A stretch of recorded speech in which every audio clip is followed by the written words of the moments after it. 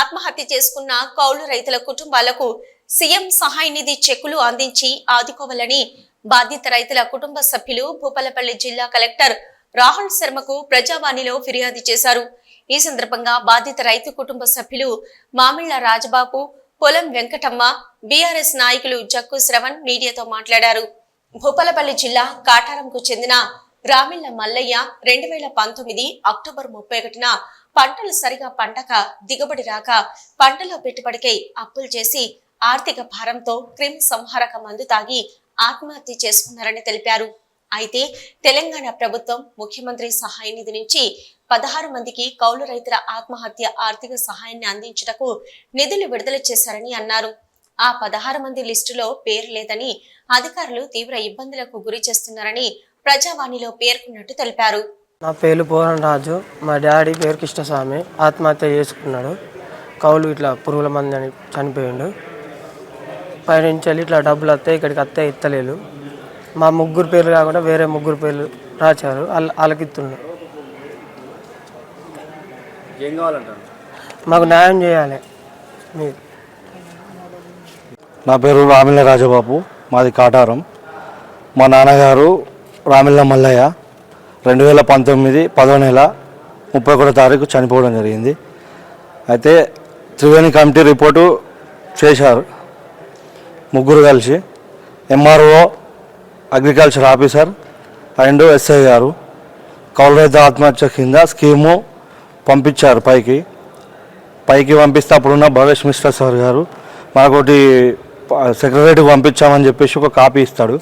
ఆ కాపీ ఉంటుంది. ఆ కాపీ పట్టుకొని వచ్చేసి ఇదివరకు చాలాసార్లు కలెక్టరేట్లో అడిగాము. మాకు పైనుండి ఇంకా ఫండ్స్ రాలేదు, ఆ ఫండ్స్ వచ్చాక మీకు శాంక్షన్ వచ్చాక ఇస్తామని చెప్పారు.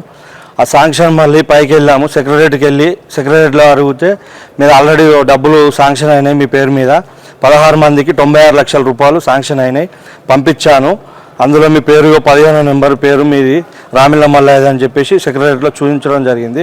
మళ్ళీ కలెక్టర్ ఆఫీస్కి వస్తే మీ పేరు ఇందులో లేదు, మేము 16 మంది వేరే వాళ్ళకి ఇష్యూ చేసి అప్పచెప్పడం అని చెప్పారు కలెక్టర్ ఆఫీస్లో. లేదు మేడం, మాకు ఆల్రెడీ అక్కడ చూపించారు, ఉంది అది అని చెప్తే మేము ఆల్రెడీ 16 మందికి శాంక్షన్ చేసినాం, మేము ఏం చేయలేము అని చెప్పారు. మళ్ళీ సెక్రటరీ వెళ్ళాను. మళ్ళీ వెళ్ళి అక్కడ నుండి మాకు శాంక్షన్ చేసిన అమౌంట్ కాపీ జిరాక్స్ తీసుకొచ్చుకున్నాను. వచ్చి ఇక్కడ కలిస్తే కూడా మేము 16 మందికి ఇచ్చేసినాం ఆల్రెడీ. మళ్ళీ మీది లెటర్ పెడతామని చెప్తారు ఇక్కడ వాళ్ళు. కలెక్టర్ కూడా ఇప్పుడు కలవడం జరిగింది కలెక్టర్ని జరిగితే మేము లెటర్ పెడతాము, మీరు వెళ్ళండి అని చెప్పేసి పంపిస్తారు. లేదు సార్, మా పేరు మీద అమౌంట్ వచ్చినాక మళ్ళీ మాకెట్లా వస్తాయంటే మేము మళ్ళీ పంపిస్తాము, మేము వాళ్ళకే ఇస్తామని చెప్పేసి వాళ్ళ 16 మందికి శాంక్షన్ చేయడం జరిగింది. ఫార్మర్ సూసైడ్ డెత్ ఇష్యూస్ ఏవైతున్నాయో వాళ్ళకు ఎక్స్గ్రేషియా రావాలని చెప్పి ఆ ఎక్స్గ్రేషియాను ఇంకెన్ని రోజులకు వస్తాయని తెలుసుకోవడానికి రావడం జరిగింది. వాళ్ళు గత 5 సంవత్సరాలు 6 సంవత్సరాల నుంచి మాకు ఎక్స్గ్రేషియా డబ్బులు వస్తాయని తిరుగుతున్నారు.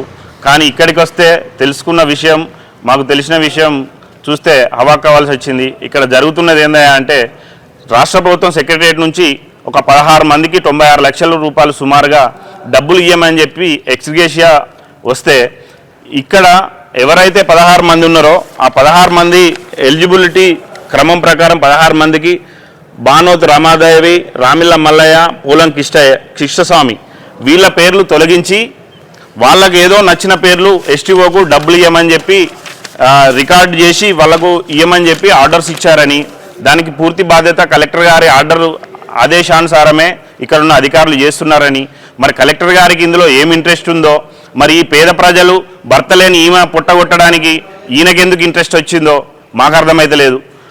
ఎవరు అదనంగా 13వ నెంబర్ గుర్రం రాకేషు, జింకల రవి, బండారి రవి అనే వీళ్లకు డబ్బులు ఇవ్వడానికి కోసం వీళ్ళ పేర్లు తొలగించి వాళ్ళ పేర్లు ఎంట్రీ చేసి ఎస్టీఓకు లిస్టు పంపించారట. ఈ పేద ప్రజలను ఇబ్బంది పెట్టకుండా వాస్తవానికి జిల్లా కలెక్టర్ అయినటువంటి అతను తన అకౌంట్లోకి వెళ్ళి ఫస్ట్ ఎవరైతే ఫార్మర్ చనిపోతారో ఆయనకు డబ్బులు ఇవ్వాలి, ఇచ్చిన తర్వాత స్టేట్ గవర్నమెంట్ వచ్చిన తర్వాత జమ చేసుకోవాలి.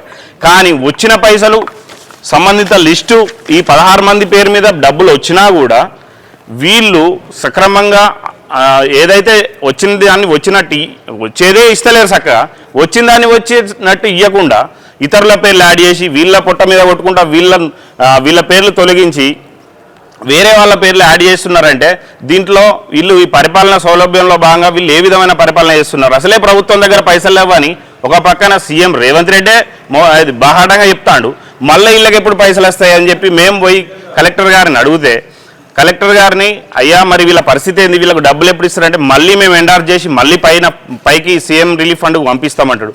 పైకి సీఎం రిలీఫ్ ఫండ్కు ఇప్పుడు మీరు పంపిస్తే మళ్ళీ ఎప్పుడు రావాలి? మళ్ళీ 5 సంవత్సరాలు వీళ్ళు ఎదురు చూడాలి. అంటే భర్త లేని ఈమె ఎవరిని పట్టుకొని తిరుగుతుంది? ఎక్కడికైనా తిరుగుతుంది? ఎట్లా వస్తాయి డబ్బులు? మళ్ళీ 5 years లోపు ఈ సీఎం రేవంత్ రెడ్డి దగ్గర ఎప్పుడు పైసలు ఉండాలి? మళ్ళీ ఎప్పుడు రావాలి? బడ్జెట్ లేదని ఒక పక్కన గవర్నమెంటే మొత్తుకుంటుంది, మళ్ళీ వీళ్ళకి డబ్బులు ఎప్పుడు ఇస్తారు?